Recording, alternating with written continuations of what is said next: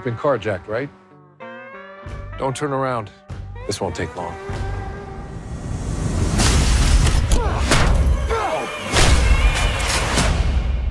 Wait! Who are you? Someone who prefers not getting involved.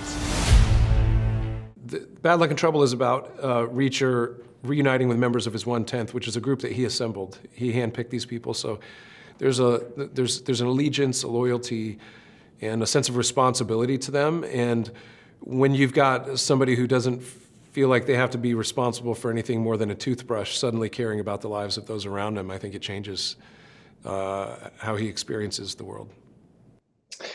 I spoke to Lee last year, and he told me you nailed Reacher for him. Alan, what was the key for you to unlocking this character? I mean, this character is someone people love and are passionate about. I think the key was learning my lines and listening to what everybody else wanted Reacher to look like. Like, it was a group effort. I've never worked like that before. Probably will never work like that again. But I showed up very prepared, not so that I could be rigid in my work, but so that I could listen to the army of people that were on the ground saying, can you do it like this? Like, I think Reacher would actually be a little more like funnier. Like, I think Reacher would actually be real, like full of malice here, you know what I mean? So the same scene, we would do 20 completely different ways.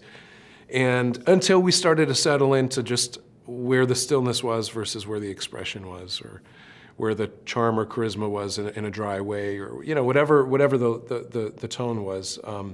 It was a group effort in finding it. You do such an awesome job at sort of tapping into the funny side of Reacher. I think it's something in Lee's books, but I think you do such a great job of that. I'm playing him on the screen. People who don't know anything about Jack Reacher, how do you describe this guy to strangers who come up to you and say, "Hey, I've seen you doing this Reacher thing. What's that about?" Reacher is stoic, emotionally unavailable. He's socially awkward, but he's hyper intelligent and ultra physical. He's larger than life and uses that for his own means and ends. So you've got a very binary sort of ethical compass and sense of right and wrong, and somebody who stops at nothing to see justice done. That's kind of Reacher in a nutshell. It's 26 years since the first book. I mean, he has entertained millions of people, 2 movies, now a series. You're going to be doing season 3. Why do people love Jack Reacher so much? I wish Utah. I don't know. Utah. I would love to find out so I could just put it on repeat.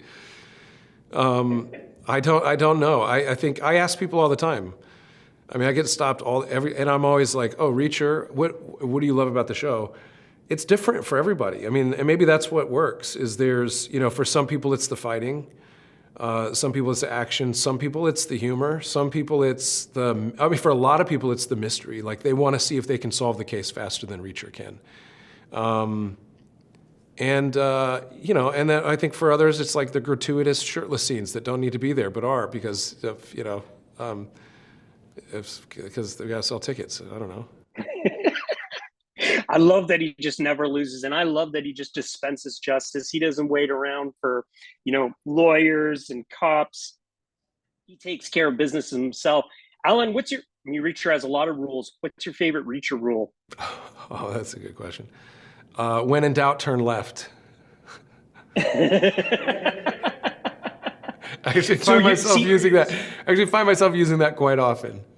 Obviously, you mentioned the shirtless scenes, and there's a lot of them, and I don't think it's gratuitous. Maybe some other people do. It's key to staying in shape. How do you do it? How do you eat all that food and maintain the shape and maintain that body? Yeah. Well, when you work out enough, you can eat whatever you want. That's the real cheat. You could just eat whatever you want because like in 30 minutes I'm going to be in the gym because I have to because it's part of my job. But I do work out a lot. I work out a lot. I used to punish myself. I used to say to myself like if you die on this treadmill, you beat the game. Like you win. If you work out so hard that you like collapse in the gym, like you're doing it right. And I have a very different approach now in my old age, where it really is about a lifestyle, but it's about self-care in like little ways, right? So like 20 minutes here when I don't really feel like it, but I'm going to give that to myself, that little gift that I'm, you know, and then I'll feel better about myself, you know, and so then tomorrow I'll feel more motivated to like repeat, you know. And it's not about destroying myself, it's about really creating longevity, you know. So yeah, it becomes a lifestyle. You refer to these special investigators as your team, your soldiers, even your friends. You do not mess with the special investigators! And now they're all in trouble.